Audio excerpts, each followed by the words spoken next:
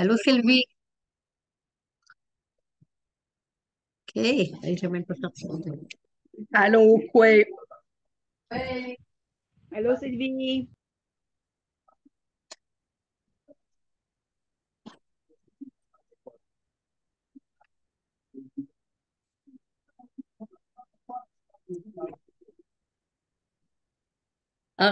Kisuнгидей Queen Chikaz, Mekanik ni Deodem, Chikako Manishna Bekwe, Mami Wiyandar.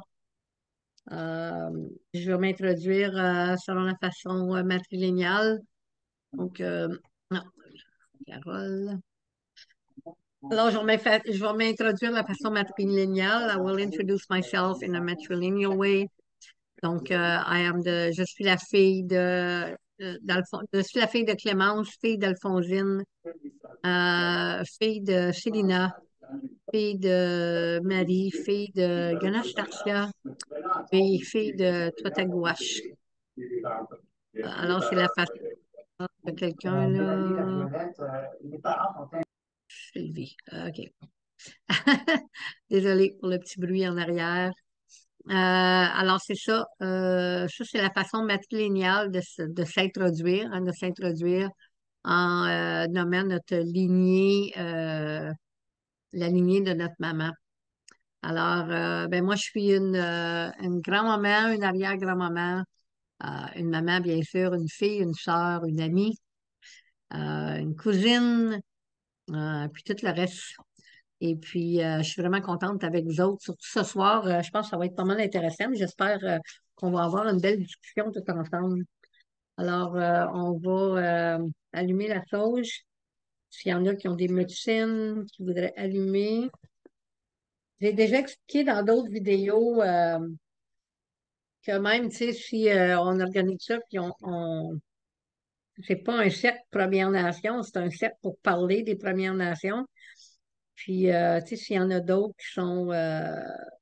qui ont d'autres cultures, qui ont d'autres façons de se centrer, tu sais, de se mettre dans le moment présent.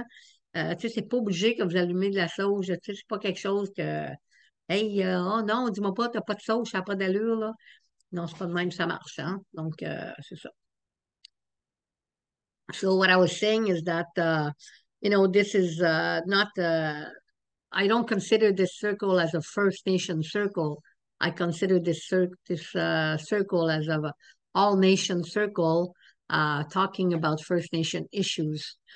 And when we do a smudge, I use sage, but if anybody here on the circle have other cultural belief, please be my guest and use your own medicine in order to just bring yourself back into the space and to this present.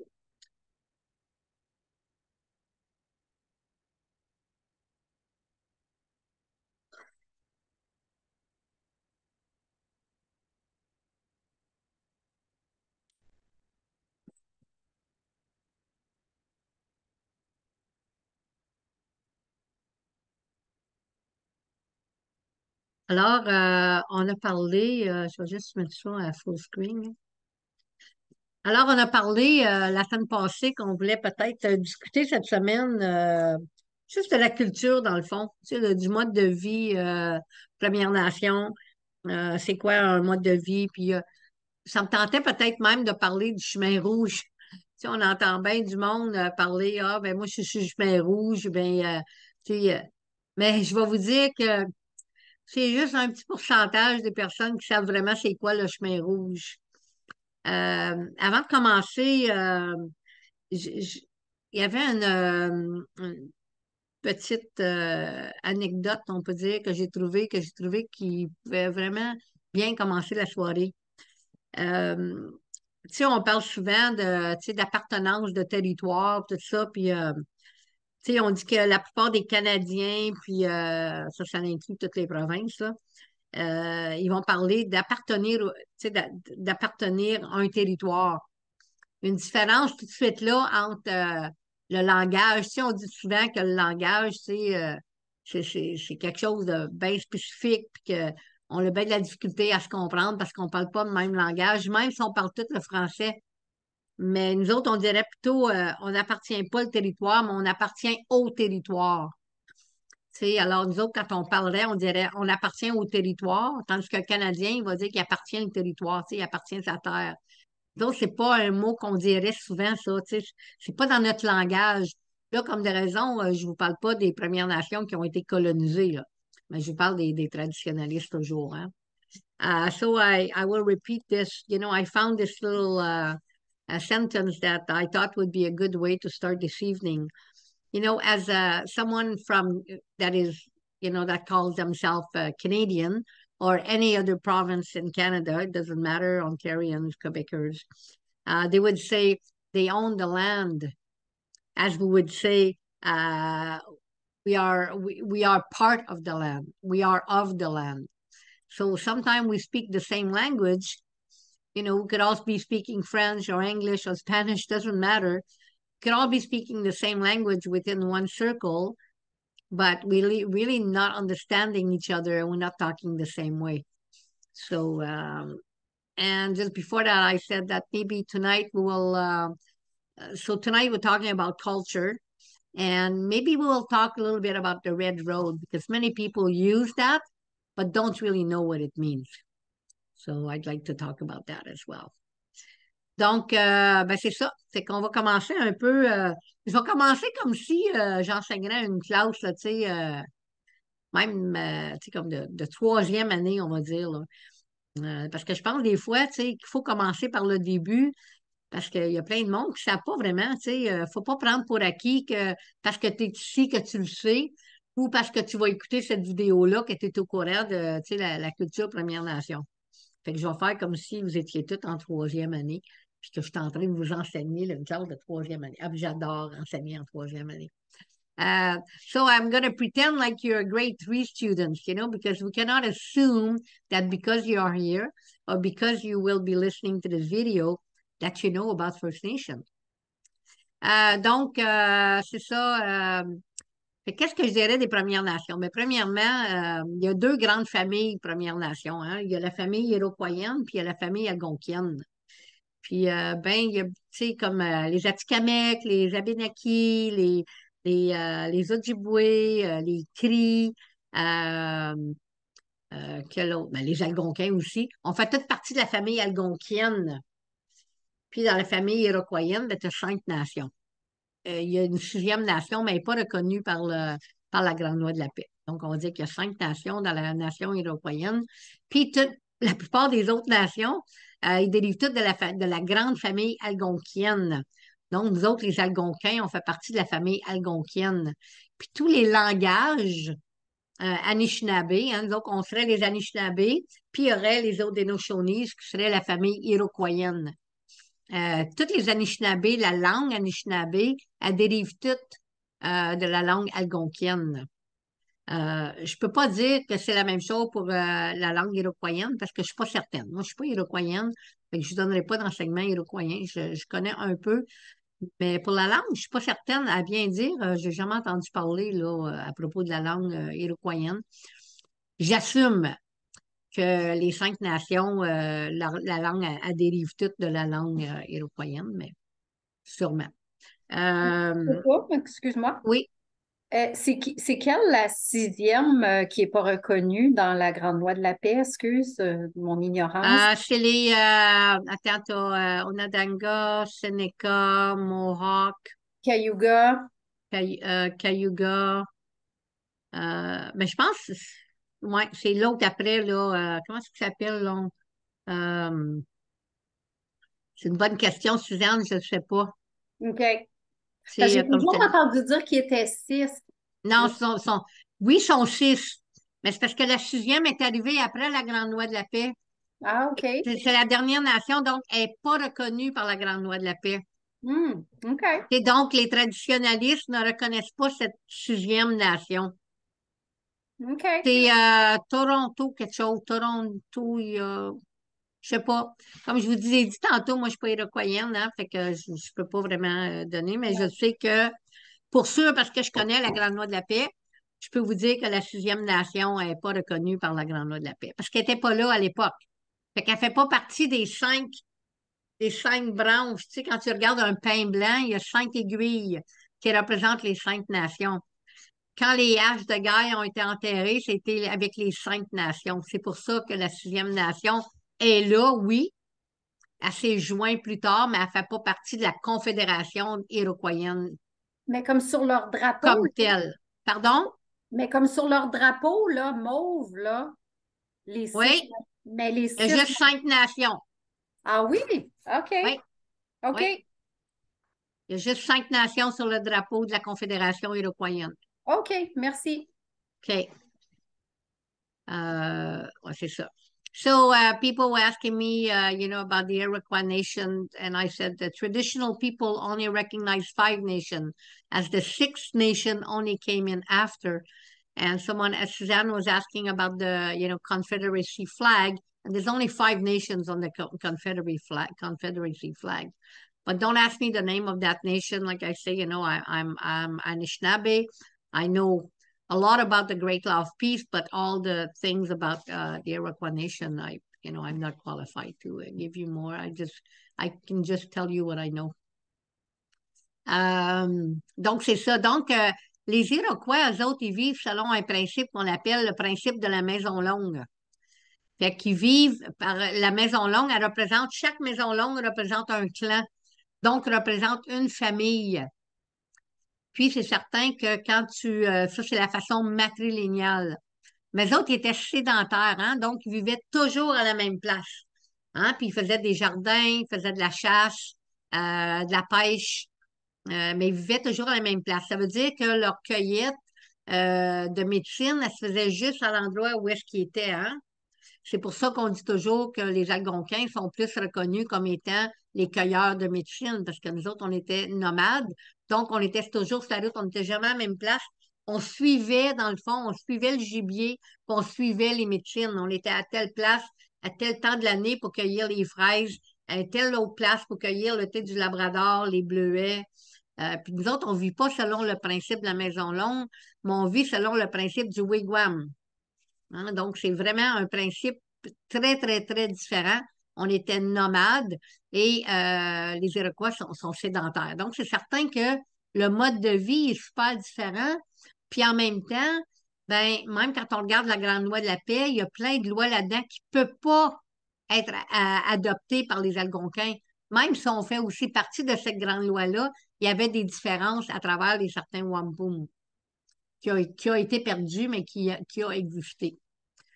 So I was saying that, because the Iroquois nation is sedentary and they live according to the Longhouse principle, um, of course, they had gardens. They did some hunting and even some trapping, even though they're not recognized as being trappers, and they did some fishing as well. But as far as gathering the medicine, they would only gather the medicine around their longhouse, right around where they were. As for us, Algonquin people were nomad, and we would follow the medicine.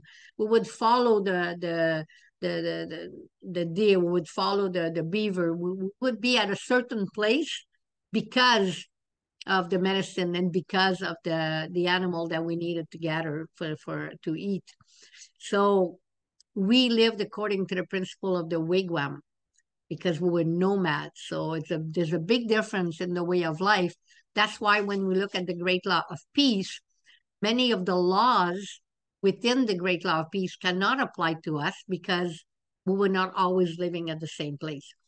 Now, the longhouse principle means that each longhouse belonged to one clan. Okay, we did not necessarily live by clan because we were always on the go. We had wigwams. So, tu sais, ça, c'est une autre chose. Tu sais, bien des fois, on va voir, surtout, on va parler de la province de Québec, là. Tu sais, le monde, ils veulent mettre un tipi dans leur cour ou ils veulent mettre un tipi dans le cours d'école ou ils font un festival ou quelque chose puis ils montent des tipis. Mais nous autres, là, on n'était pas du monde de tipis partout. On n'avait pas de tipis ici du tout. J'arrête pas de dire des écoles, pourquoi vous voulez monter des tipis? C'est parce que c'est gros, c'est haut, puis ça regarde bien. Mais dans le fond, on n'est pas du monde de tipi, nous autres. On est du monde de wigwam. On n'aurait pu jamais, jamais, jamais être du monde de tipi. Parce qu'on était toujours sur la route. Puis un tipi, là, ça n'aime pas être déménagé. Un tipi, c'est complètement contre le principe du tipi de vouloir le déménager comme à toutes les semaines, à tous les mois. Un tipi aime rester à la même place. Ça fait partie des enseignements du tipi. Puis de plus, on n'avait pas les animaux requis pour recouvrir un tipi. Hein, un tipi, là, c'est haut, là. Hein, on n'avait pas, nous autres, on n'avait pas de bison, là. Ça nous en aurait pris du chevreuil puis de l'orignal pour recouvrir un tipi. Ça aurait été presque impossible. Fait que ça, c'est une autre chose aussi, tu sais, qui dit bien. Alors, le tipi, il appartient à la nation Cri, plus dans l'ouest du pays. C'est certain, il y avait aussi les Lakota, je pense les Pieds-Noirs, mais c'était plus, tu sais, des nations qui étaient sédentaires, eux autres aussi, là. Euh, yeah, so for the teepee, everybody likes to put up a teepee in their yard, or it's okay to put a teepee in your yard, but I'm more concerned about, sometimes the schools, some other organization, they do a festival and they're going to put up a whole bunch of teepees. And we were never teepee people. Why don't they put up wigwams? I can tell you why. Because it's not as a big showcase as a teepee. C'est pour ça que le monde, ils mettent pas un wigwam quand ils font un festival. Parce que, tu sais, un wigwam, c'est bas, ça n'attire pas autant l'attention que d'avoir un beau gros tipi, là, tu sais, là. Fait que c'est un peu, tu sais, c'est une façon très coloniale de faire un festival, de mettre des tipis dans une province où est-ce qu'il n'y a jamais eu de tipi avant. Ça, c'est mon opinion, bien sûr, mais c'est la façon que je vois ça. Alors, c'est certain que si on revient au mode de vie, le mode de vie algonquin et le mode de vie iroquoien était bien, bien, bien différent parce que, justement, nous autres, on était nomades, puis eux autres étaient sédentaires. Donc, on ne pouvait pas avoir le même mode de vie. Bien, ça, tu sais, quand on regarde à plein, plein, plein de choses, on va juste aller, disons, là, moi, ça, c'est à peu près ce que je vais vous dire sur la nation iroquoienne, OK? Je ne rentrerai pas plus. J'aimerais mieux continuer à rentrer un petit peu plus sur la nation algonquine, des choses que je connais un peu plus. Allez jusqu'ici, est-ce que vous avez des questions ou vous avez des commentaires à rajouter?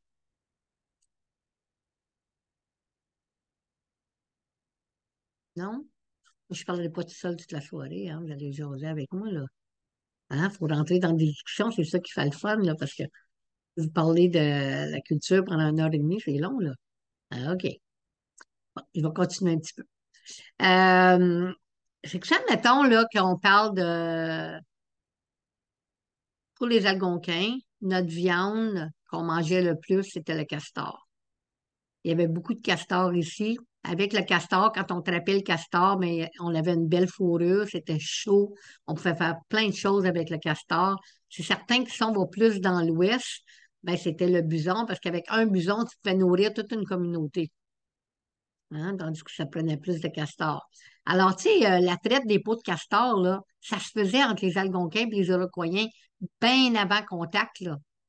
Tu sais, il y a bien des Blancs qui pensent qu'eux autres, ils ont emmené ça, puis que nous autres, on ne connaissait pas ça, là, le trucking, là, les échanges. On faisait ça sur bien longtemps, là. Tu sais, parce que nous autres, surtout les Algonquins, on va dire les Algonquins puis les Mohawks, OK? On va parler d'eux autres parce que nous autres, on vivait côte à côte. Fait que c'est certain que nous autres, on ne faisait pas de poussée de maïs, là. Mais on avait besoin du maïs. Tu sais, pour faire notre farine, le maïs, c'est une bonne protéine. C'est quelque chose qu'on pouvait garder tout l'hiver. Fait que qu'est-ce qu'on faisait? On allait voir les Iroquois, on échangeait des peaux de castor contre du maïs. Comme exemple, là. Tu sais, ça aurait pu être d'autres choses, mais ça, c'est un bon exemple, parce que ça, c'était monnaie courante, là. Fait que c'est certain qu'on faisait déjà des échanges. Tu sais, des fois, quand on regarde des reportages, ils vont dire, ah oui, les Algonquins et les Iroquois étaient toujours en train de se battre, ils s'entretuaient entre eux autres. Ça, c'est complètement faux, là. Si on vivait de territoire côte à côte, c'est certain qu'on avait des chicanes, pareil comme avec ton frère et ta soeur dans ta cour, là. Tu sais, dans ton école, tu sais, de ton voisin, ta voisine. Tu sais, c'est certain qu'il y avait. Tu sais, nous autres, on est un monde. Les Premières Nations, là, si quelqu'un me demande de décrire les Premières Nations en un mot, je vais dire on est territorial. Ça a toujours été le mot qui m'a sorti le premier parce qu'on est des gens de territoire. Pourquoi? Parce que le territoire, c'est ça qui nous tient en vie. Le territoire, c'est la chose la plus importante qu'on a pour nous autres parce que le territoire nous nourrit, le territoire nous habille, le territoire nous abrite. Alors, c'est certain qu'on est territorial.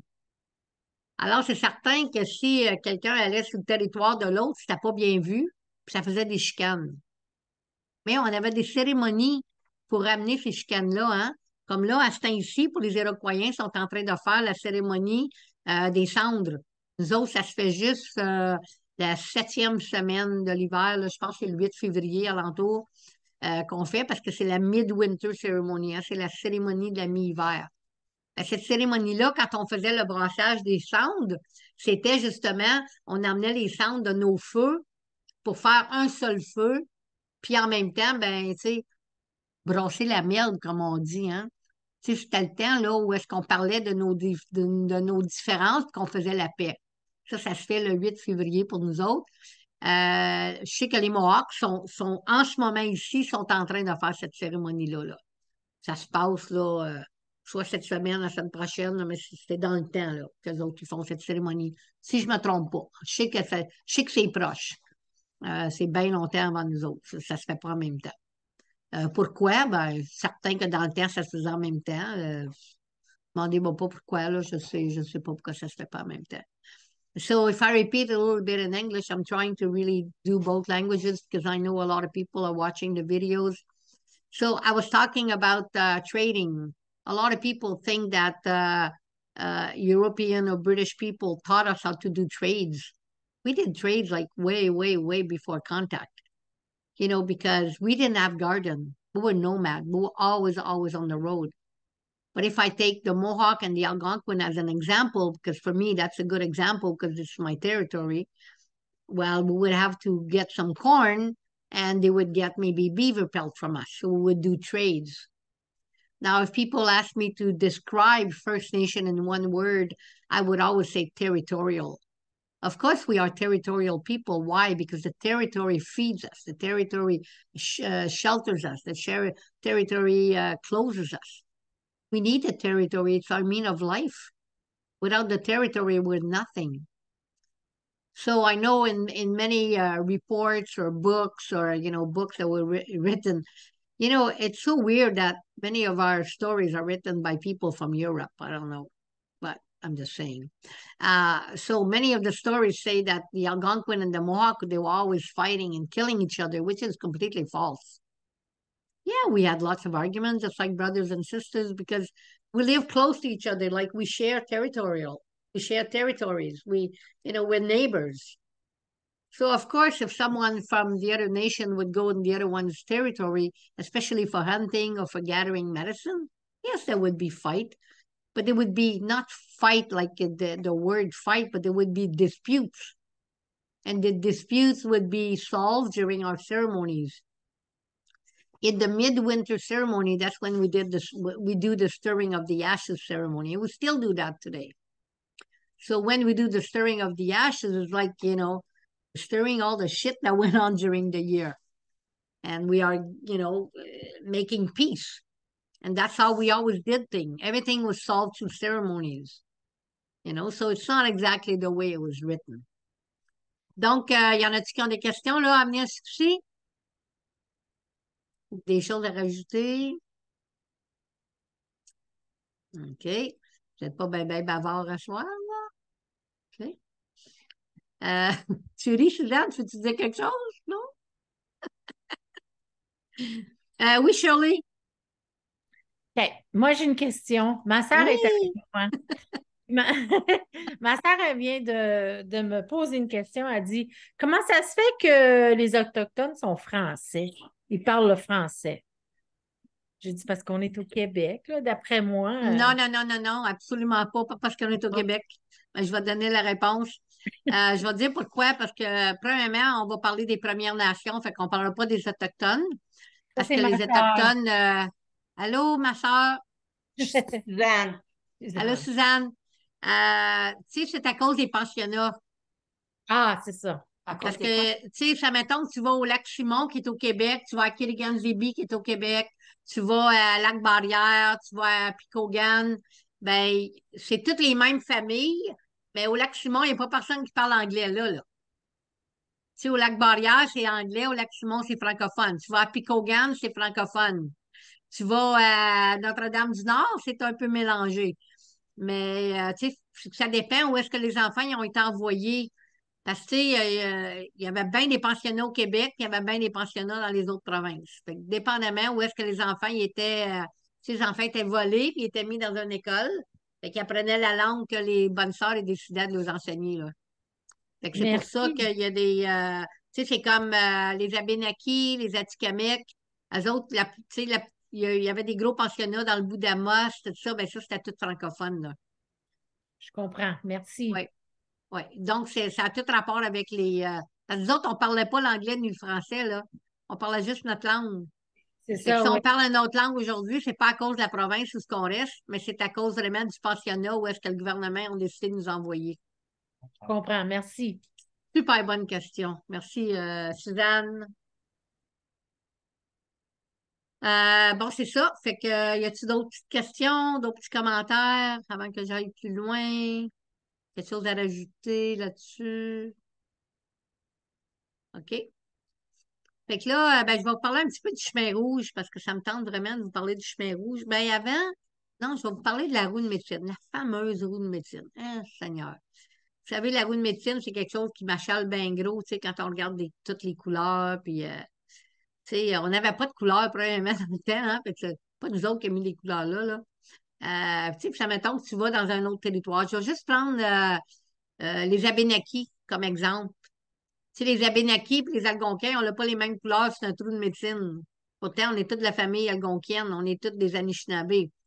Fait que pourquoi que ça, c'est pas pareil? Ben, c'est parce que les couleurs, ils ont été mis après.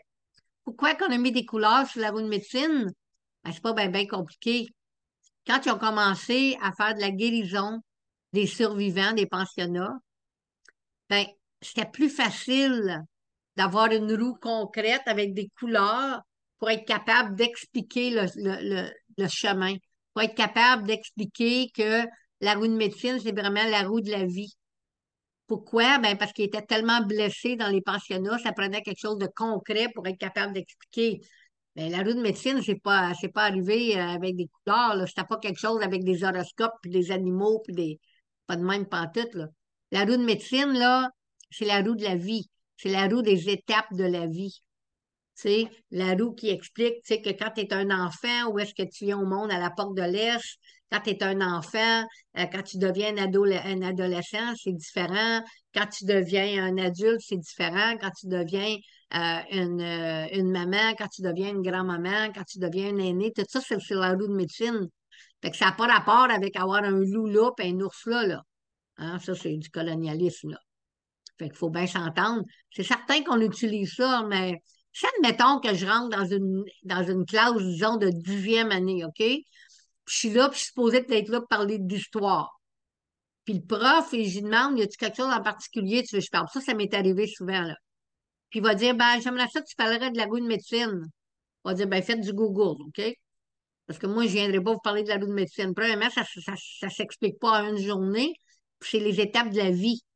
Mais vous autres, c'est pas ça que vous voulez entendre, là. Là, c'est certain que je vais leur donner l'enseignement de la roue de médecine, mais je vais toujours commencer comme ça, tu sais. Je vais toujours commencer par leur dire, si vous voulez avoir des horoscopes et des petits animaux, vous ne parlez pas à la bonne personne, ça, c'est sûr. Parce que moi, je ne vous parlais pas d'animaux et d'horoscopes, là. Je ne vous parlais même pas de couleurs. Tu sais, c'est certain, oui, ça représente toutes les nations, ça représente tous les peuples. Tu sais, il y a plein de choses qu'on peut dire à propos des couleurs, mais il ne faut pas oublier que les couleurs sont venues bien après. C'est venu vraiment pour entamer le processus de guérison des survivants des pensionnats. Parce qu'il y avait besoin de quelque chose de plus concret pour être capable de créer un livre, tu sais, tout un cheminement de guérison, dans le fond, hein.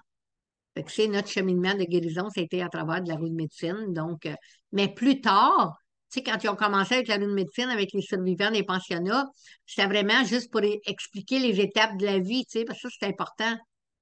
Mais plus tard, là, il y en a qui ont commencé à mettre des horoscopes là-dessus, puis il y a plein d'affaires à ça, la roue de médecine, là. Mais si on regarde la base, tu sais, on a le corps émotionnel, le corps physique, le corps spirituel, le corps mental, ça a toujours été là, là. Mais tu sais, si quelqu'un me dit, mais c'est-tu jaune ou c'est rouge, je vais lui dire, pff, non, c'est à la porte de l'Est, tu sais. C'est parce que c'est pas toutes les mêmes couleurs dans toutes les roues de médecine. Fait que je déteste la roue de médecine avec des couleurs, là. Je dis toujours, qu'est-ce que ça fait là, ces couleurs-là? Mais dans un autre sens, je suis contente que ce soit là parce que ça facilite l'enseignement pour quelqu'un, tu sais, qui est bien, bien, bien blessé puis qui a besoin de médecine, de guérison. Ben, ça facilite l'enseignement. Oui, Carole? Ben moi, Cocum, ce que j'avais appris, c'est que les quatre couleurs, c'est vraiment les quatre peuples, là. Le peuple jaune, et ben, c'est comme ça que ça avait été. Et ce que tu disais au niveau des couleurs, oui, ça nous facilite l'enseignement. Mais plus je t'écoute, plus je vois vraiment la différence au niveau de cet enseignement-là. Mais je trouvais que ça avait une raison d'être, de vraiment mentionner que ça nous spécifiait vraiment les quatre personnages de la planète, en réalité, le rouge, le jaune, le blanc et le noir. Mais, Comment t'expliqueras le vert sur la rue de médecine des Abénakis? oh my God, oui, mais je me souviens pas parce que ça fait trop longtemps. Et que les Abénakis ont vert et bleu, rouge et Oui, jaune. oui, absolument. Je me souviens que ça Oui. m'avait comme un peu impressionné, même que j'ai déjà vu du gris dans une nation. Ah oui, non, c'est ça, tu sais, parce que oui, nous autres ici, on va dire que ça représente les quatre peuples, Oui, mais pour d'autres, comment tu peux dire que le vert puis bleu il représente quel peuple? Tu sais, fait que c'est ça tu sais, chacun il a comme adapté oui, pour donner ses enseignements, mais c'est un bon point quand même. Mais oui, attendez une minute, je vais aller chercher quelque chose pour vous montrer. oui. Moi, je trouve ça profondément colonial parce que, en fait, avant que le colonisateur arrive, il n'y avait pas de couleur, donc on ne faisait pas référence aux autres comme étant différents. Tant que Non. ça, on considérait d'abord qu'ils étaient des humains. Fait que ça me parle. Ouais, non, justement, comme les couleurs sont pas arrivées avec la colonisation, les couleurs sont arrivées après que les écoles résidentielles ont été fermées. Ça fait pas bien longtemps qu'il y a des couleurs de la de médecine, là. Dans le Oui, fond, les mais couleurs de la de médecine, là, ils ont été amenées quand la première école de guérison pour les survivants a été amenée sur la rue de médecine. En C'est pas rapport au plus vieux que ça. pensionnat. En Ça, rapport au ça a rapport pensionnat. au pensionnat, oui. Oui, oui, Dans le fond, Diane Longboat des Six Nations, parce qu'elle a été une des premières à ouvrir une école pour les survivants des pensionnats. Puis elle avait déjà vraiment bien expliqué comment est-ce que les couleurs y étaient apparues pour avoir quelque chose de plus tangible à être capable d'enseigner, tu sais. Euh, Fait que je vais vous montrer ça. Ben, avant, là, je vais peut-être répéter un petit peu en anglais ce qu'on a dit, là. Alors, so we talked a little bit about, I wanted to talk about the red robe, but before I wanted to talk about the medicine wheel. And I wanted to talk about all the colors because I was saying that many different nations have different colors. And of course, yes, many will say, well, it represents the four colors of the four nations.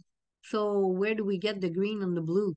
So the thing is, the colors came in um, when they first instituted healing centers for survivors of residential schools because it was easier to teach. But the thing is, after that colonialism, they appropriated themselves with the medicine wheel and started putting horoscopes and animals and rocks and all kinds of little things on there. But I'm going to teach you the medicine wheel. Alors, si vous prenez votre tambour en arrière, là, vous avez la roue de médecine, là. Hein? Vous avez la roue de médecine. Puis, si, admettons qu'on regarde, là, je vais la placer comme ça. Je ne sais pas si vous la voyez comme il faut, là. Mais si, admettons que je dis que, disons que je dis que ça, c'est la porte de l'Est. OK. Admettons que je dis qu'ici, là, puisque le soleil se lève, OK, c'est la porte de l'Est. Alors, si ça, c'est l'Est, ça, c'est l'Ouest. Hein? Puis là, bon, on a le Nord puis le Sud. OK? Ou le Sud et le Nord, dépendamment où est-ce que vous vous situez, là. Fait que ça, mettons que je viens au monde ici à la porte de l'Est, OK? Puis que là, je vais m'en aller vers le sud. C'est parce que je sais, vous le voyez à l'envers, là, fait que Pas grave, OK?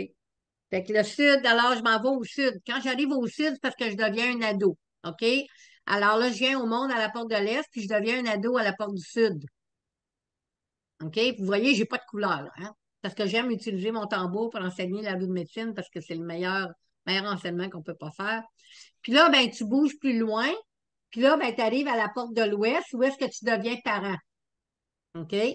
Puis là, ben, tu t'en vas à la porte du Nord où est-ce que tu deviens grand-parent. OK? On va dire. Là, je parle pas des lunes, là, OK? Parce qu'en principe, tu arrives à la porte du Sud quand tu commences tes lunes, puis tu arrives à la porte du Nord quand tu finis tes lunes. Hum. OK? Parce que ça a toujours rapport avec les lunes, là.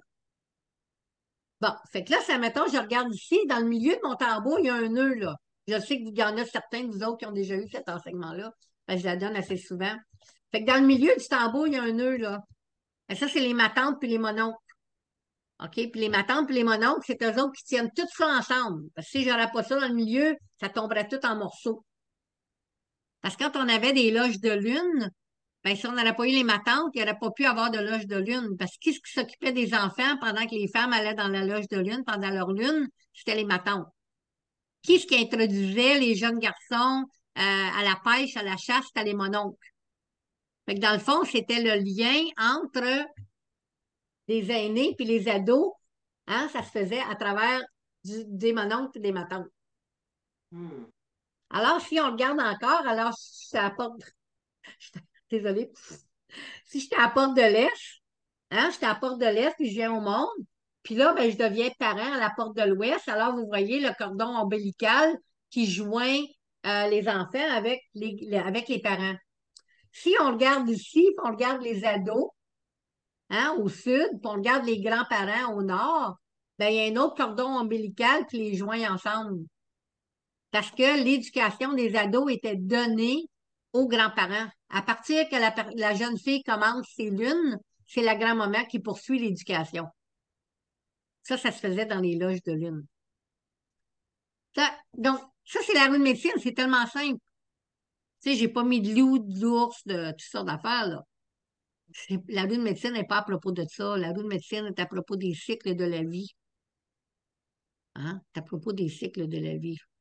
So if I take my drum, to teach the medicine wheel, because the medicine wheel is not about colors and animals and horoscope, it's about cycle of life.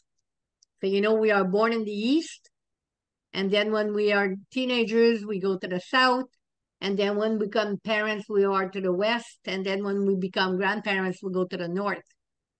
So in the middle, what's holding everything together is the aunties and the uncle, the most important people of a community.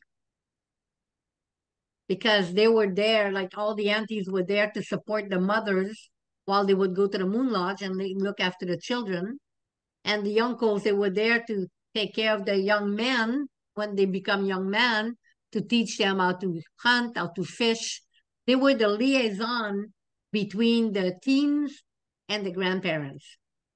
Now, if we look again at the eastern door where the children are born, and we bring them to the western door where you become parents, you see this line here. This is like the umbilical cord that joins the mothers, the fathers with the children. And then we have the grandparents and the teens, and we have that other umbilical cord that joins them, because in my culture, once you become a teen, which has nothing to do with ages, but when a young girl would start their moon and when a young boy would become a young man, then their education would be given to the grandparents with the help of the aunties and the uncle in the middle. So you see, I don't need a thing with colors and yellow, red, black and white. And like I was saying, many of the nation, they have different colors. Like the Lakota people, they have no black. They have blue. Because for them, black represents death. Okay? Now, maybe sometime we could invite someone from the Abenaki culture, and they're gonna maybe explain to us what the blue and the green is, but that's their colors, right? So, tu sais, parce que les couleurs, c'est pas important. Tu sais, on a parlé aussi, tu sais, qu'à un moment donné, il y avait des centres des centres de femmes, des centres d'amitié, où est-ce que, tu sais, il y avait des grands-mères là, qui commençaient à vendre des couleurs, tu sais, puis tu vas dans les sweat lodge, puis là, ben, tu sais, tu sors de là, tu dis, oh, mon Dieu, j'ai eu mes couleurs, c'est rouge, puis bleu, tu vas voir les fameux jupes. Tu sais, moi, j'avais déjà demandé à ma grand-mère, là, ma vraie grand-mère, là, ma grand-mère maternelle, là, j'avais déjà demandé qu'est-ce que ça veut dire sur les couleurs. Elle dit, je sais pas, on n'avait pas de couleur, nous autres. C'était du cuir, on travaillait avec le cuir, il n'y avait pas de couleur, là. Mais tu sais, les couleurs, c'est des affaires qui sont venues après, là. Oui, c'est certain, tu sais, tu peux dire, ben, pourquoi, tu sais, que tu veux faire ta jupe bleue? Ben, parce que tu aimes le bleu. Pourquoi? Ben, parce que le bleu, il représente l'eau. Tu sais, c'est chacun, c'est personnel. Tu n'es pas obligé d'aller dans un sweat lodge puis de payer 450$ pour avoir une couleur, là. C'est ça, c'est sûr. Ben, tu sais, il faut faire attention à ça aussi, tu sais, ces petites affaires-là.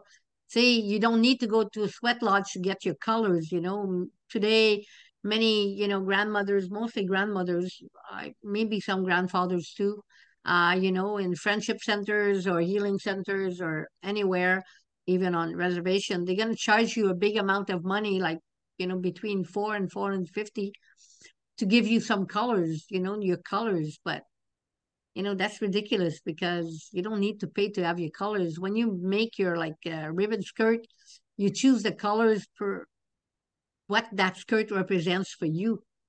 If you're a water walker, maybe you want to put some blue in your skirt because you want to wear that skirt for water walking. If you use that skirt for rites of passage, maybe you want to have more red because it represents the moon time. But it's to each their representation of their own colors within what they want to do with it. Tu sais, c'est à chacune de décider c'est quoi sa couleur par rapport à qu'est-ce qu'elle veut faire avec sa jupe ruban, pourquoi qu'elle veut la porter, c'est quoi l'occasion. Mm. Tu sais, c'est certain que, tu sais, c'est pas parce qu'une grand-mère va t'avoir dit, hey, tes couleurs, c'est bleu puis jaune, que tu vas tout faire tes affaires bleu puis jaune. Ah oui, moi, j'ai mes couleurs, puis quand je regarde ça, c'est mes couleurs. J'ai jamais pu comprendre ça, là. Puis j'avais déjà posé la question à ma grand-mère, là, je me répète 2 fois en français, je vais leur dire en anglais. So I asked my grandmother once, my maternal grandmother, I asked her about these colors. I said, no, we had no colors. No, we didn't have colors back then. So why would all of a sudden we give colors? So, sometimes it's just another ways of making money. Tu sais, des fois, c'est juste une autre façon coloniale. Il y a plein de façons de faire de l'argent, hein. Tu sais, le monde, ils vont te vendre un nom, ils vont te vendre un clan, ils vont te vendre une couleur à cette heure. Tu sais, je pense que la couleur, c'est la dernière affaire qui est arrivée en ligne de compte, là. Fait qu'il faut faire attention, il faut se méfier de ça. Alors, y a-t-il des questions avec que je rentre sur le chemin rouge? Merci, Coco. Oui. Non? OK. Alors, je vais vous poser la question, c'est quoi le chemin rouge? What is the red road? I'm going to ask you the question. Qu'est-ce que ça veut dire, le chemin rouge?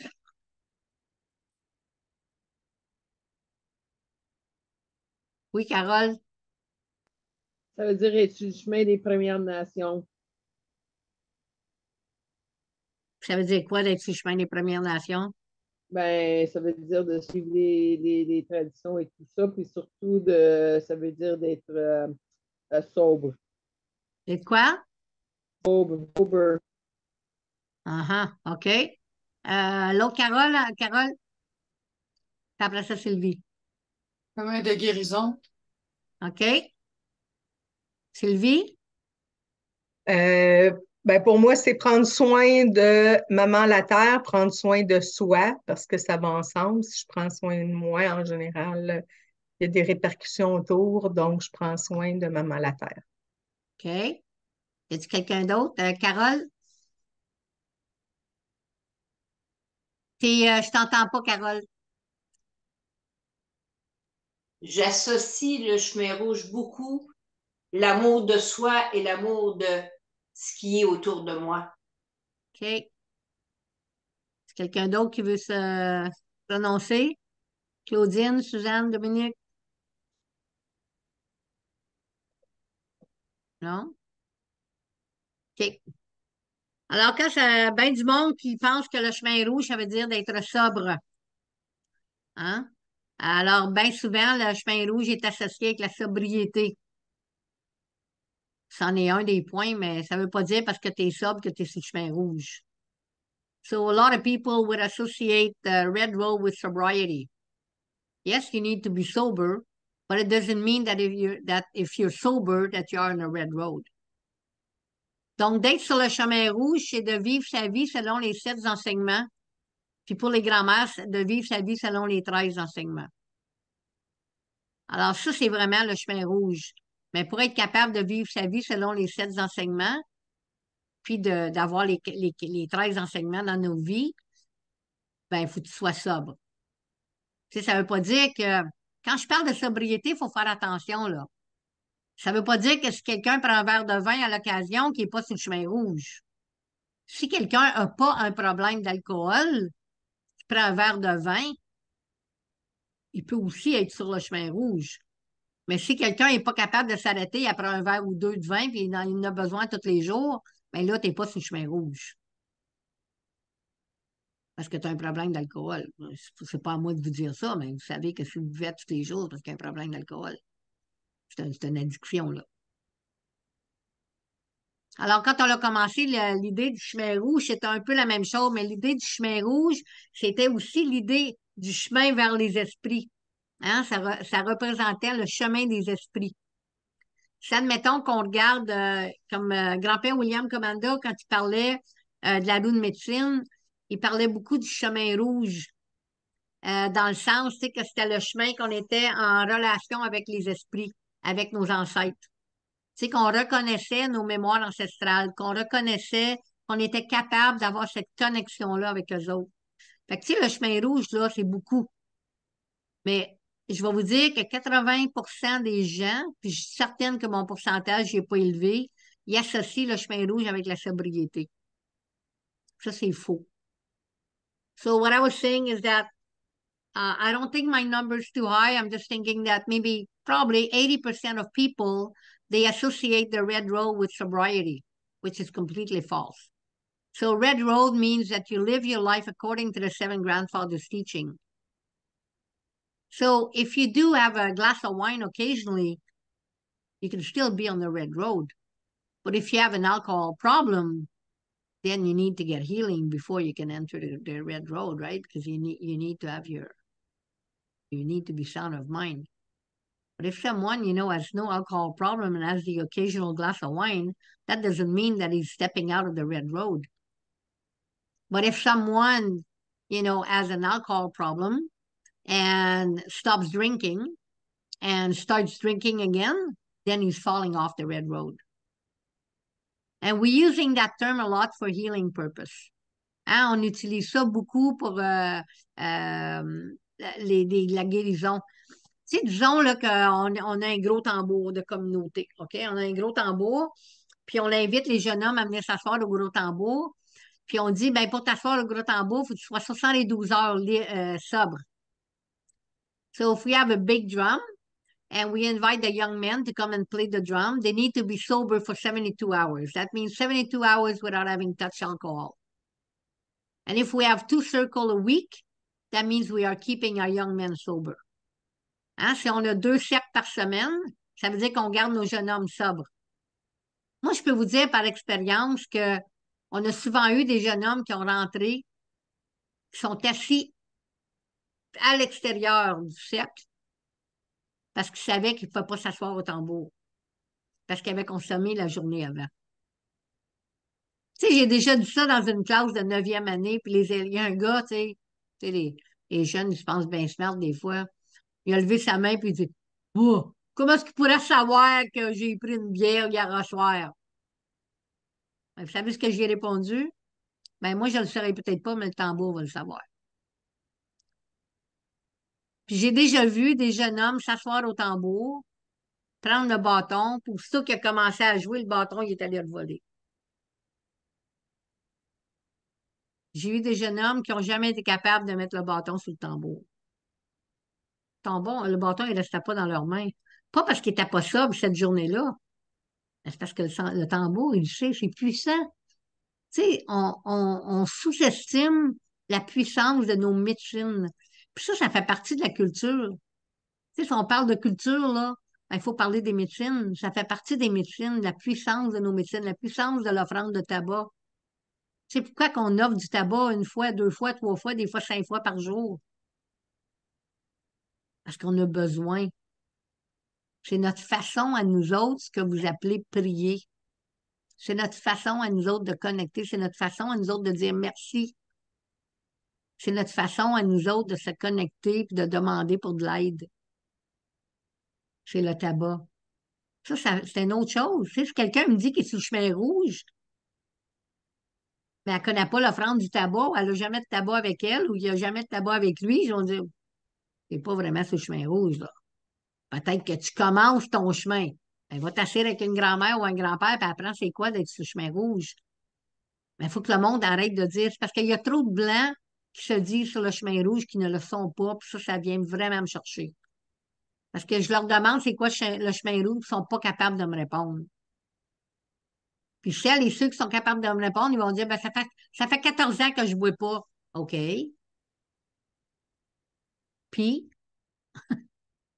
tu vas-tu au AA, tu fais-tu du NA? Bravo, je suis vraiment contente. Ça ne veut pas dire que tu es sur le chemin rouge, là.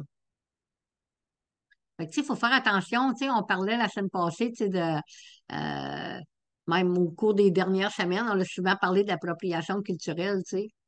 Mais quelqu'un qui n'est pas Première Nation, qui se dit sur le chemin rouge, fait de l'appropriation culturelle s'il ne sait pas ce qu'il fait.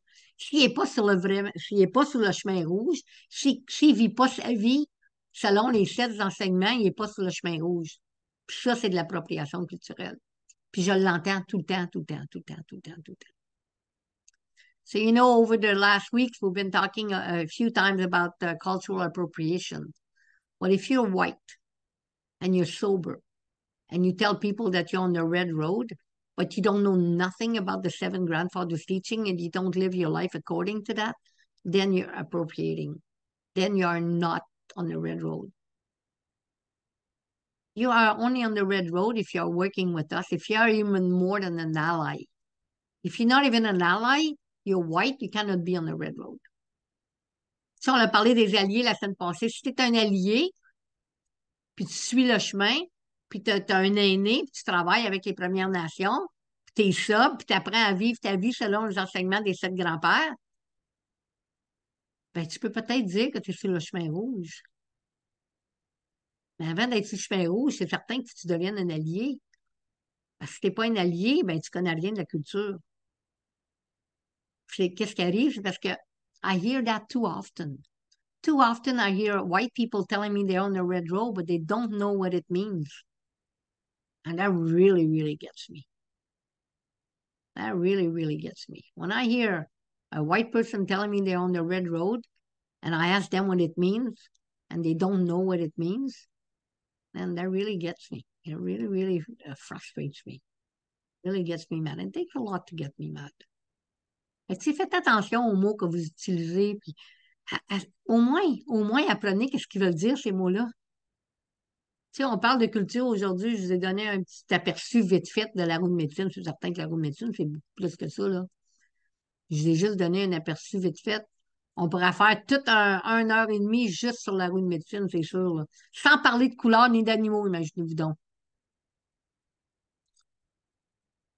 Mais tu sais, aussi, quand on parle de culture, on parle souvent de chemin rouge, on parle, tu sais, de notre mode de vie. Tu sais, c'est quoi notre mode de vie? Tu sais, Carole, elle l'a dit un peu, puis Sylvie, puis l'autre Carole, tu sais, de travailler pour protéger Maman la Terre, de travailler pour protéger l'eau. Ça fait partie de notre mode de vie. Pourquoi? Parce qu'on appartient au territoire, parce qu'on a besoin du territoire pour survivre. Puis ça, je pense que c'est la première étape à connaître avant de se dire sur le chemin rouge. Tu sais, c'est de savoir que notre vie, ben, c'est pour protéger Maman la Terre si on veut continuer de vivre, qu'elle est là, de la reconnaître comme notre maman, de reconnaître la Lune comme notre grand-maman, de reconnaître l'eau comme faisant partie de notre vie, comme étant notre sœur, comme étant une relation. Tu sais, si on ne reconnaît pas ça, on ne peut pas être sur le chemin rouge non plus, là. Même si ça fait 20 ans qu'on est sobre, puis même si on connaît les 7 enseignements, mais on ne les met pas en pratique. Tu sais, y a-t-il quelqu'un ici qui peut me les nommer, les 7 enseignements? Vous avez remarqué, je ne les ai pas nommés. Anybody can name me the 7 grandfathers' teaching?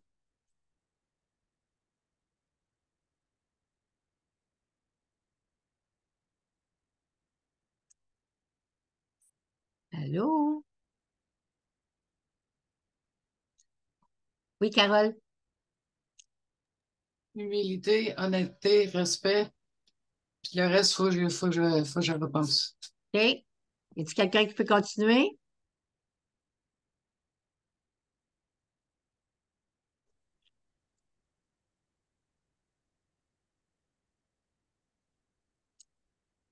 Je ne les dirai pas, là. Il y aurait pardon aussi.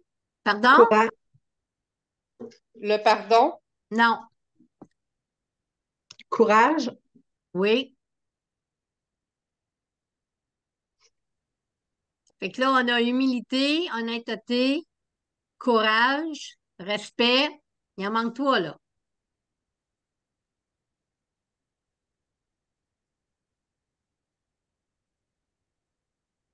Amour, Amour. sagesse, Oui. il m'en manque un. Oui. Partage. Non.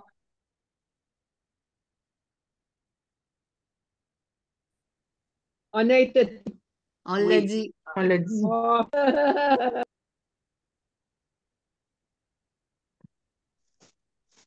Vérité. C'est bien ça. C'est ça, Suzanne, la vérité.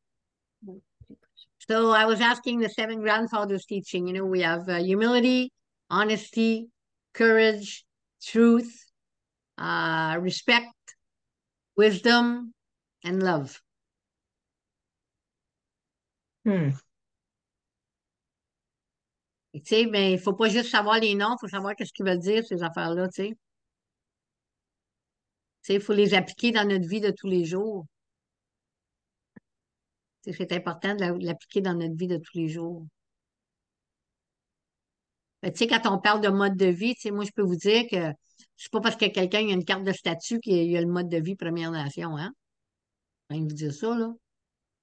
Parce que ça fait plus des fois quand on rentre sur une réserve, là, tu sais, demander à n'importe quelle Première Nation qui a une carte de statut de vous dire c'est quoi les enseignements des 7 grands-pères, puis vous allez avoir qu'avoir un petit pourcentage pour être capable de les nommer. Tu sais, c'est pas quelque chose qu'on est obligé d'apprendre par cœur non plus, là. Tu sais, ça veut pas dire que tu n'es pas Première Nation parce que tu connais pas les enseignements des 7 grands-pères. Tu sais, peut-être que tu vis ta vie selon les 7 enseignements, mais tu les connais pas vraiment, tu sais. Tu connais pas les noms, mais tu sais, tu vis ta vie avec honnêteté, avec humilité. Tu sais, l'humilité, là, c'est le plus gros des enseignements, c'est le premier. Tu sais, quand tu fais une bonne action et tu vas être reconnu, tu n'es pas dans l'humilité pantoute. Tu sais, quelqu'un, des fois, qui marque sur Facebook, là, hey, il y avait quelqu'un aujourd'hui qui a fait un flat, tu sais, puis j'y ai aidé, puis j'ai tout arrêté, puis j'ai fait ci, puis j'ai fait ça, moi, je suis là.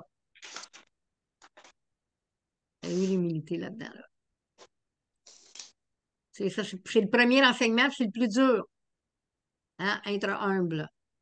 Ne pas chercher de la reconnaissance. C'est le plus dur de tous les 7 enseignements. Elles sont toutes, mais celui-là, là, on ne peut pas aller plus loin sans voir celui-là. C'est le premier. Si Quoique on c'est le l'avait, premier, parce que, pardon? Pardon, Sylvie? j'ai dit, si on l'avait, on ne ferait pas d'appropriation culturelle. Absolument. Merci. Mais tu sais, pourquoi que c'est le premier? Tu sais, parce que, tu sais, il est associé avec, on va dire, tu sais, si on regarde la roue de médecine un peu, tu sais, de façon qui est enseignée pour les survivants, tu sais, qu'on met des mots ici et là. Mais tu sais, l'humilité est à la porte de l'Est, tu sais, parce que, tu sais, quand un enfant vient au monde, il est humble.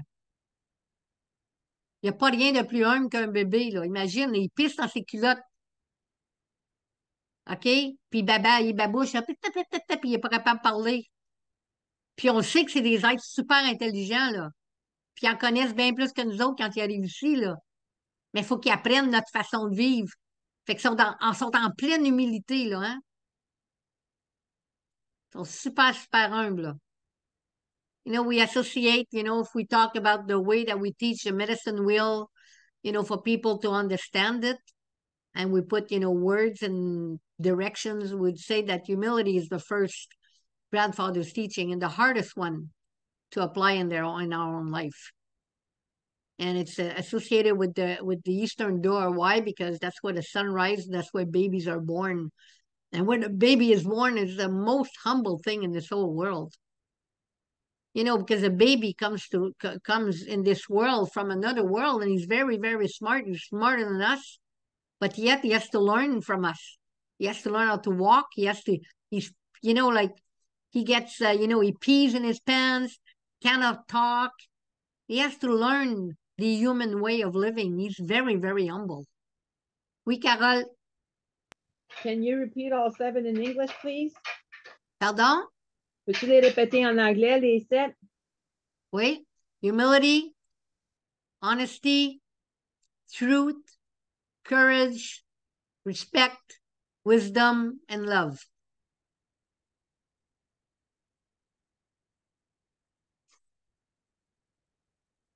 Y a-t-il d'autres questions?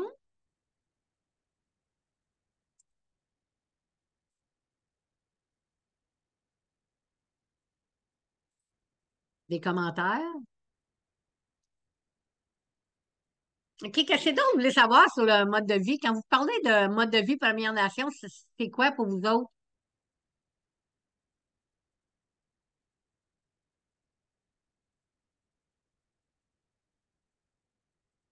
On peut-tu dire, oui, Carole? Ben, c'est ça, c'est de travailler avec la terre, respecter la terre, puis respecter tout ce qui est sur la terre. Donc, ça comprend tout, les animaux, les humains, vraiment tout là, ce qui est sur la terre. Donc, c'est vraiment, puis respecter notre grand-mère. Ça aussi, c'est très important. Mhm. Puis l'eau. Gratitude. Pardon? Gratitude. Oui, qui est un des 6 enseignements des grands-mères. Mm. Hein, la compassion, la gratitude. Je ne les donnerai pas toutes.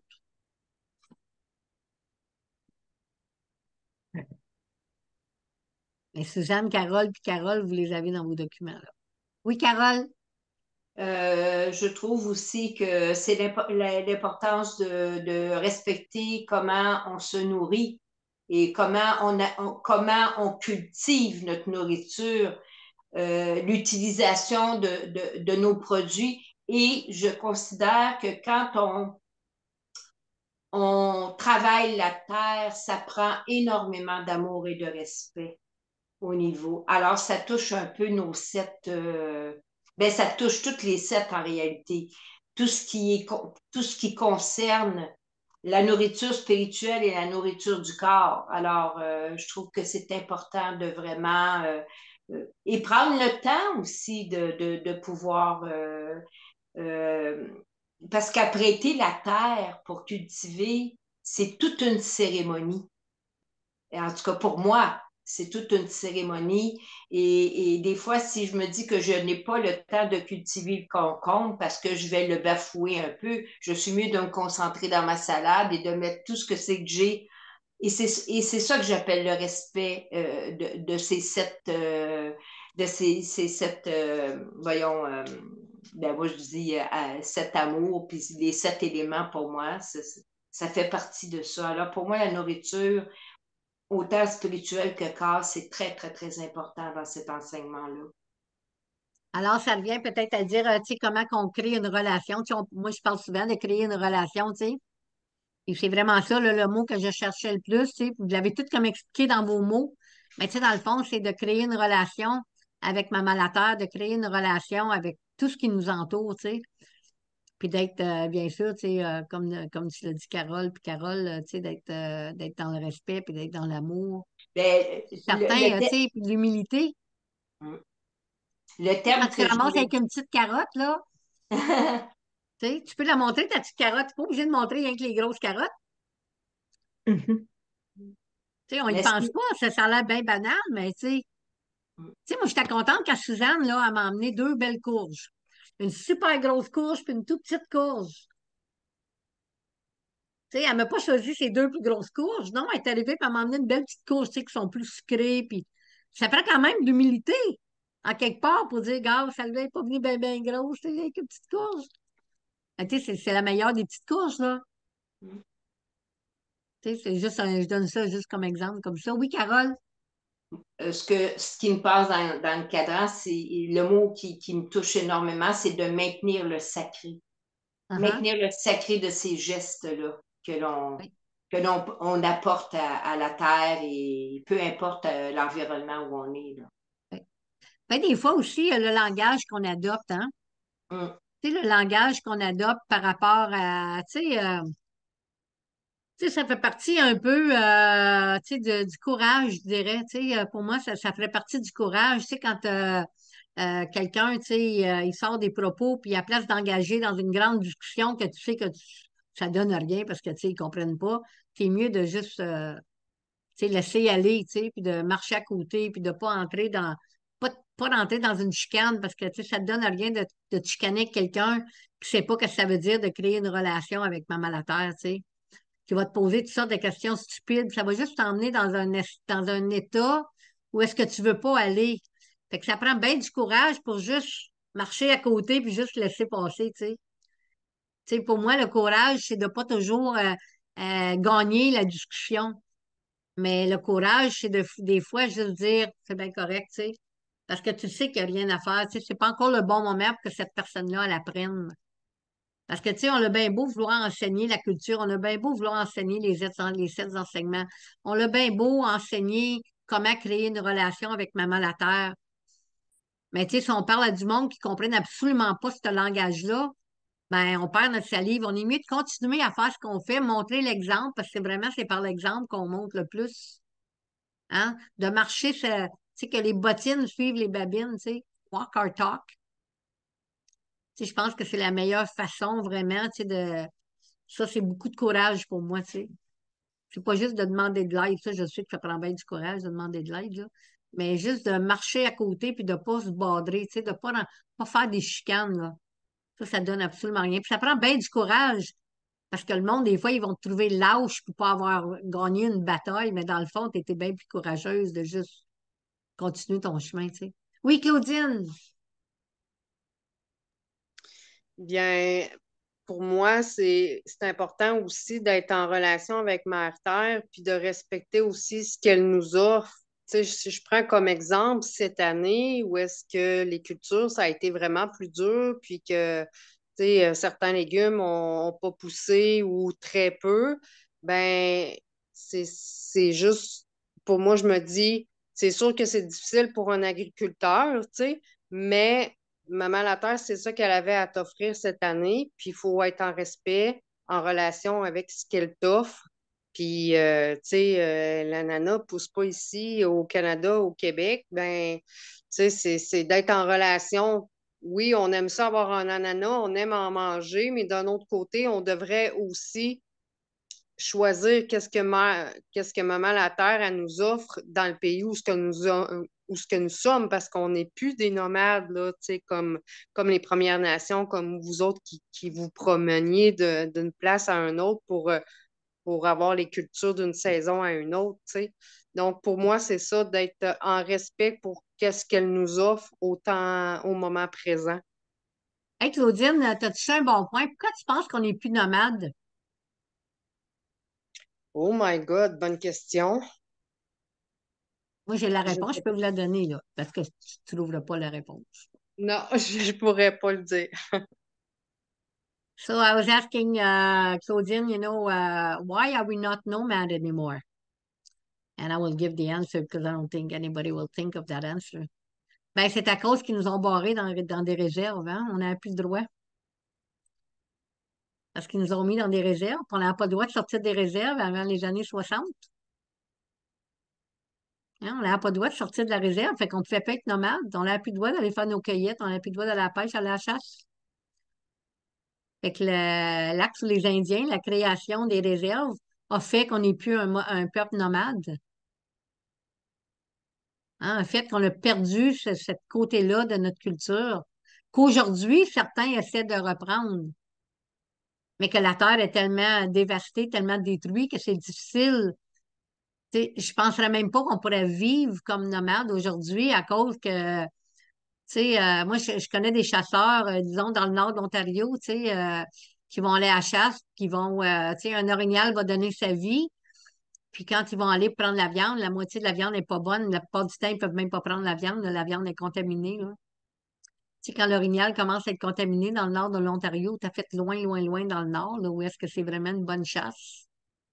que tu ne peux pas prendre la viande parce que la viande est contaminée. Mais tu sais, comment est-ce qu'on pourrait vivre en tant que nomade? Puis de toute façon, on était tellement colonisés. Tu sais, fait que, tu sais, ça vient à dire un peu quand on a parlé, tu sais, un petit peu la semaine passée, je pense qu'avec Gabriel, on avait eu cette conversation-là, tu sais, la décolonisation. Comment est-ce que, tu sais, quelqu'un qui dit on va décoloniser, puis je leur dis c'est impossible, tu ne pourras jamais te décoloniser. Tu peux décoloniser ton langage, tu peux décoloniser plein de choses que tu fais, mais tu ne peux pas te décoloniser, c'est impossible, parce qu'on a été colonisé. Puis notre mode de vie est devenu colonisé parce que, tu sais, tu sais, il y a bien du monde qui dit, oh, ben moi, je vais aller vivre dans une petite cabine, pas d'électricité, pas d'eau. Je l'ai faite, moi. Pendant 9 ans, on m'a dit quelque chose. Quand tu arrives à 70 ans, vivre pas d'eau, là, avec le mode de vie qu'on a connu, c'est quasiment pas faisable, là. Ma soeur, elle a vécu 20 ans, pas d'électricité, là. Puis oui, elle a son petit chalet, là, pas d'électricité, pas d'eau encore. Mais elle a sa maison aussi. Tu sais. Et quand elle va là, elle est comme en camping, là. C'est là qu'elle fait ses jardins, c'est là qu'elle fait ses choses. Mais l'hiver, elle ne passe pas là, là. Tu sais, elle aussi, elle a 68, là. Tu sais, fait qu'à un moment donné, pourquoi? Parce qu'on l'a perdu, ce mode de vie-là, parce qu'il nous a été volé, dans le fond. Hein? C'est pas parce qu'on l'a laissé aller, mais ce mode de vie-là nous a été volé. La minute qu'ils nous ont mis dans des réserves. Mais qu'est-ce qu'on peut faire aujourd'hui? Tu sais, oui, tu sais, comme Claudine, elle disait, j'aime beaucoup ton exemple d'ananas, Claudine, parce que, tu sais, ça, c'est une autre chose. Tu sais, des fois, on pense pas quand on achète des affaires, tu sais, comment est-ce qu'on prive les autres cultures de leur propre richesse. Parce que vous savez que dans les autres pays, les terres ont aussi été volées. Puis chez les multinationales, puis le monde, ils disent toujours, ah oui, les Américains, mais je vais vous dire que la plupart des grosses multinationales sont canadiennes. Puis ils prennent les terres, disons, si on va, je sais pas, moi, je vais vous donner un exemple au Guatemala. Ils vont aller prendre les terres au Guatemala. Ils vont pousser le monde sur des terres non fertiles. Ils ont même brûlé des écoles pour avoir plus de terrain parce que la terre, c'était des bonnes terres. Puis ils rouvrent des grands champs. Pourquoi? Parce que les petits Canadiens, ils veulent manger du blé d'Inde au mois de janvier. C'est raide, hein, mais c'est à peu près ça. C'est à peu près ça. Parce que les petits Canadiens, là, ils veulent manger des fraises au mois de février. Les fraises, ils sortent rien qu'au mois de juin, la gang. Tu sais, ton exemple d'ananas, là, oui, des fois, tu sais, tu sais, c'est certain, gars, moi, je suis pas mieux qu'un autre, j'achète des avocats à l'occasion. Tu sais, les avocats, ça pousse pas ici, hein. On a-tu fait, pour celles de ma génération, là, on a-tu fait des arbres d'avocats des années 60, 70, mais il n'en poussait pas d'avocats. On avait des beaux petits arbres, mais pas d'avocats. Ça pousse pas les avocats au Canada. Même, on peut essayer plein d'affaires, là, ça pousse pas. Ça veut dire qu'on est obligé de manger des avocats? Non. Ça veut dire que j'en achète à tous les jours, à toutes les semaines? Non. Mais une fois de temps en temps, je vais aller m'acheter un avocat. Oui, oui, c'est certain. Je l'admets. À l'occasion, j'achète un avocat. Puis je mange des bananes à tous les jours. À tous les jours, je mange une banane. Tu sais, c'est certain. Fait que, tu sais, c'est certain qu'on ne peut pas décoloniser, puis on ne peut pas tout faire à 100%. Mais on essaie, tu sais. Moi, je n'irai pas acheter des fraises au mois de février, puis du blé d'Inde au mois de janvier, puis au mois de décembre. Vous allez voir ça là, dans le temps de Noël, là, ça a commencé quelques années passées. Vous allez voir plein, plein, plein de maïs. Je l'ai vu arriver, hein. J'ai rentré dans un magasin, puis il avait mis une rangée de maïs, puis on était 2 semaines avant Noël, une semaine avant Noël. Puis j'ai dit, moi, je suis clan de la tortue, hein. Fait que j'observe. Qu'est-ce que c'est ça? Maïs, au mois de décembre, j'ai jamais vu ça. Fait que là, j'ai décidé d'aller voir 2 autres magasins. Je suis allée dans 2 autres épiceries, puis eux autres aussi, il y avait un petit peu de maïs. Le lendemain, il n'y en avait plus de maïs. La semaine après, il y en avait. Ils ont dit, le monde, ils veulent du maïs pour Noël, on va leur en donner. Mais il y a un peuple à l'autre bout qui pâtit à cause de ça, qui crève de faim. Parce que nous autres, on veut acheter du maïs au mois de décembre. Fait que ça, c'est des petites affaires, tu sais, qu'il faut penser, tu sais. Je me sens pas coupable quand j'achète ma banane, mon avocat. Tu sais. Puis j'achète toujours Fairtrade en passant. Et tu sais, je me sens pas coupable, mais je me sentirais coupable de manger du maïs au mois de décembre ou d'acheter des fraises au mois de janvier. Ça, je me sentirais vraiment, vraiment coupable. Je serais pas capable. Si quelqu'un m'amène un paquet de fraises là, qui vient du Mexique pour une cérémonie, là, la plupart du temps, je vais la retourner avec ces fraises. Puis j'ai déjà même entendu quelqu'un me dire, Ah oui, mais moi, une grand-mère me dit que c'est rien que les fraises, les fruits de la cérémonie. Ben, cette grand-mère-là ne connaissait pas grand-chose. Oui, tu peux emmener des fraises si t'es allé en cueillir au mois de juin, tu les as fait congeler, ou tu les as fait déshydrater, ou tu les as gardées, t'as trouvé une méthode pour les garder. Mais si tu vas les acheter, ben, ils sont même pas bonnes, c'est même pas des vraies fraises, c'est super gros, ils sont à moitié blanches. Ils goûtent absolument rien. Tu sais, j'ai déjà donné cet enseignement-là aux élèves dans les écoles, tu sais, je dis, tu sais, la fraise est tellement bonne au mois de juin, là. Mais tu sais, si tu en manges toute l'année, tu peux pas l'apprécier. Je vois même du monde au mois de juin acheter des fraises dans des casseaux de plastique qui viennent d'ailleurs. Puis voir les paniers de fraises juste à côté. Je les vois dans leur panier, puis des fois, je leur dis, Hé, madame, les fraises locales sont sorties. Ah oui, mais je suis habituée d'acheter ceux-là. Ouais, mais c'est parce que c'est pas des vraies fraises que tu manges. Tu sais, je vais arrêter la discussion là, mais. Fait que, tu sais, ça fait partie aussi d'un mode de vie, tu sais. Tu sais, de regarder qu'est-ce qu'on mange, puis la saison. De manger en saison, ça, c'est vraiment culturel des Premières Nations. Ça nous appartient beaucoup. Ça fait des années qu'on essaye d'enseigner ça à toute la population. Notre corps, là, il n'en veut pas de la salade au mois de janvier. Il veut peut-être une belle salade de betterave, hein, manger les légumes racines à l'hiver.